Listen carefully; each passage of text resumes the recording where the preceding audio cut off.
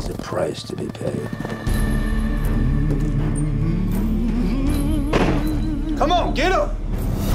You just made a mistake, boy. You know, folks came here because they wanted a better life. And for a while, when the mine was running, they had it. And the mine collapsed.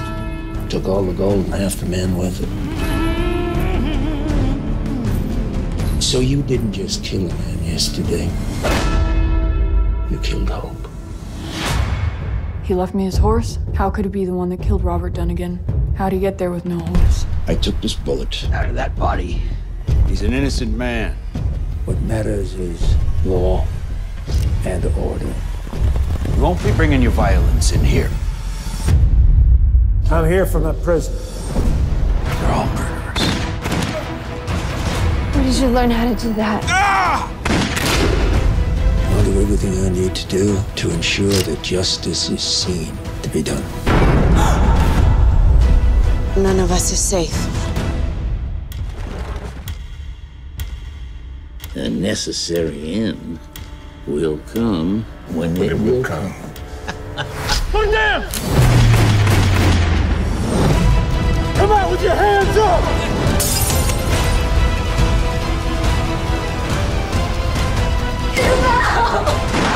Take out! No more killing. Ain't befitting a man of God.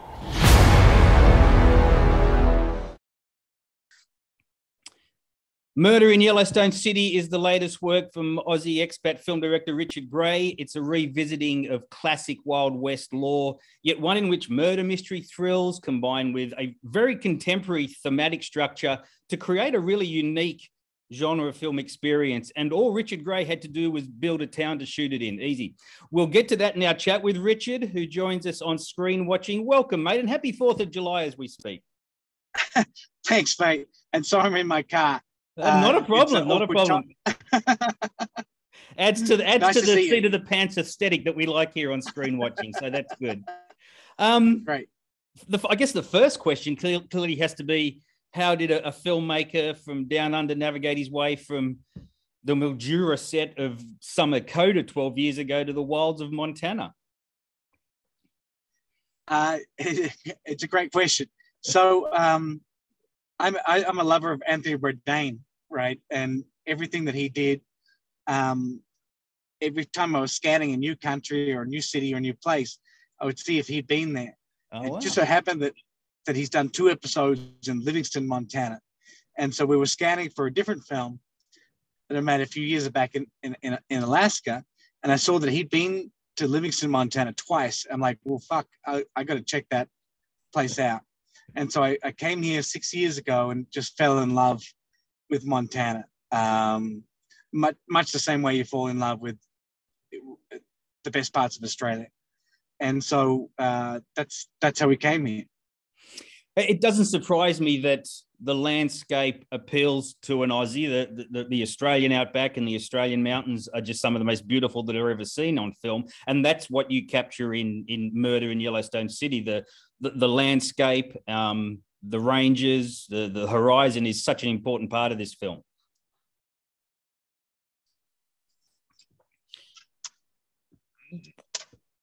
You there? I'm here. Yep.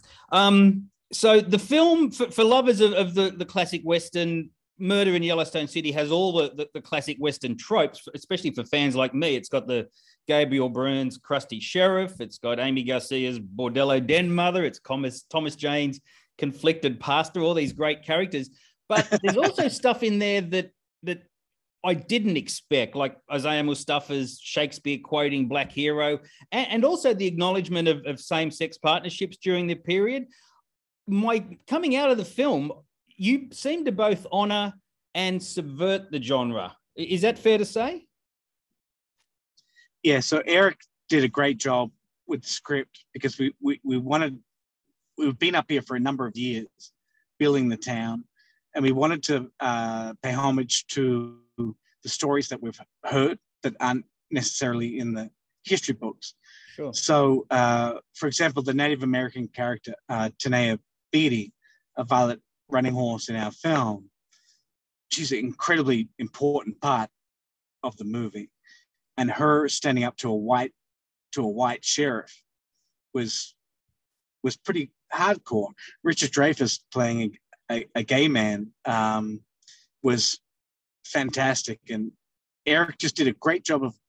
It's the women of the film that make the dudes go, oh, maybe we should stand up, or maybe we don't. And that was what drew me to the screenplay. Yeah, and the women characters, which are in Western law, have so often been, as you say, ignored in the genre. They have some of the strongest roles in the film, and it's wonderful to see that on screen. So this cast, drawing together names like Gabriel Byrne and Thomas Jane and the great Richard Dreyfuss, of course. When the script hit the streets and went amongst the agents, what was the reaction like? What was it like shooting with these incredible individuals? So Gabriel Byrne, you and I might be the same kind of age, I guess. I'll take that as a compliment, sir. Thank you. So Miller's Crossing, and we remember Gabriel, when he still is, but Stigmata and Usual Suspects and Miller's Crossing, that's what I grew up with. And so to have him, he's never done a Western before. But when he was growing up in Dublin, he was going to the theatre to see Buck Rogers' films. And so he was really pumped to do his first Western. Dreyfuss obviously is an icon. And Thomas Jane is all about Westerns. So it was kind of fascinating and awe-inspiring and very fucking stressful to have phone calls with these guys about American history and where their characters were coming from. But because we've been building the ranch here just down the road, I'm sorry I'm in my car, but just down the road, we've been building the ranch for 3.5 years. So we had the time to really, which is rare, we had the time to really think about it, which is hopefully what makes the film special. Tell us a bit about this, the project you're doing there in Montana, the building of the ranch and the I guess the production hub you're hoping to create there.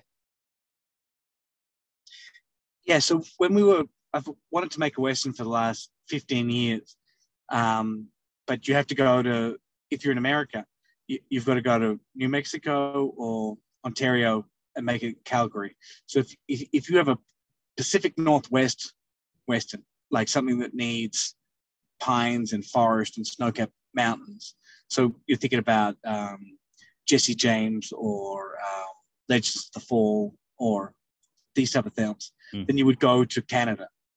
If you need the desert and the tumbleweed, you would go to New Mexico. So we had an opportunity here to fight for a tax credit and incentive here to have Montanan stories and Montana stories in general told here. And we were successful in that. And so Yellowstone in the first few seasons was shot entirely in Utah, nowhere near Yellowstone. But now it's shot here. So we've kind of paved the way for films being made in Montana. Montana is a special state.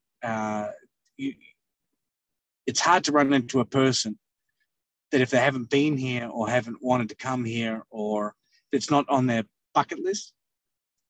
And so we just thought we'd build our town here. Let me ask about the contemporary elements in the plot, not just the same-sex partnership, but also the strong female element. Were they included because Westerns had become so anachronistic? Were they part of the storytelling to help bring the genre into the modern movie-going landscape? Or were they, and should they have always been part of what Westerns are? They should have always been part, because the West was the Wild West. And after the Civil War and after the Mexican Wars, the Spanish Wars, everybody was here. everybody was here. And it's far more whitewashed now than it was then. The Chinese here basically got told to leave the state. And so Eric did a great job of going, oh, there were Native Americans here, and there were Spanish, and there were gay guys and gay girls, and they're all here. And he did so much in 2 hours that's rough. It would have played out if we had more time, those characters, and that's what we're planning to do. But he really tried to bring in everything that we have in Montana, because Montana was the melting pot of the first freemen, the first black slaves to be freed, building the railroad, the Irish, the Scottish. It was a real time here in the 1880s. And so he tried to bring in as much as he could within 2 hours. And you can't film a Western without shooting a great gun battle, and you certainly bring that in the third act of the film. Tell us about structuring this all-in 6-shooter brawl that sees out the film in a very spectacular way. So it's difficult, as you know. We made the choice to have people want to have to watch you for an hour into the film. So you might be bored, and it might be, but we wanted to develop the characters so that when everyone's dying at the end, that you would want to care about them. And we were pushed many times to make it a 90-minute film, but we just wondered what was the point at that point. Like, the script was 130 pages, and we were like, if you hang around for an hour, you probably will care more about the film if you stay till the end. And so the last 45 minutes is just pure action. But it was hard to get that through. But I think it's worth it, because if you did stay, you would care more about what happens at the end. One of my favorite gun battles ever is the final sequence in Costner's Open Range, and this reminded me of that final gun battle. It is completely immersive, and you do exactly care for who's pulling the trigger and what happens to them. So congratulations on that. Thank you. Open Range is an amazing film. We looked at, growing up at the same time, the 310 to Yuma was a great reference. Sorry, lost you. Coming back. That's okay. Got you. 310 to Yuma was a great reference, as was, Jesse James, and back when we were kids, like Unforgiven. Are you a Silverado fan? Silverado is one of my favorite films. Are you a Silverado? So my dad took me to see, in the 80s and 90s, when Westerns were more comical. Yeah. Silverado and Three Amigos and these type of films. Silverado, and the Silverado town still exists. It's the same town they shot Appaloosa. Wow. And Silverado, all the same town in New Mexico. So it was fascinating checking these places out. Silverado's classic movie. So it was fun.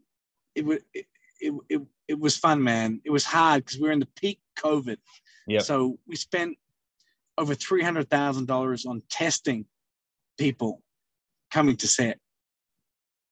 It was all we could do at the time. And then it was peak COVID. It was really rough. But the people, once they got on set, they were all in. Yeah. It looks like a film that was made with a lot of commitment and a lot of dedication to the art and the craft and the genre as well. It's made, obviously comes from a lot of understanding of what makes a great Western. So, mate, congratulations on Murder in Yellowstone City. As we speak, it's out here in Australia via Defiant Screen Entertainment in the next 24 hours or so. Oh, he's gone, lost his picture. But no. But that's better. But thank you so much, Richard. Great for talking to us. Beautiful background too. This is the best backdrop for an interview I've ever had. Not the car specifically, but the outdoors area. Thank you, brother. I really appreciate it. If people go and see it in Australia, that's, you know, it's been hard for us to get home, but we're coming back for Christmas, and Defiant has done an amazing job. It's going to be on every platform, and I really appreciate you. Always a pleasure, mate. Look forward to seeing more of your work. So all the best. Thanks, mate.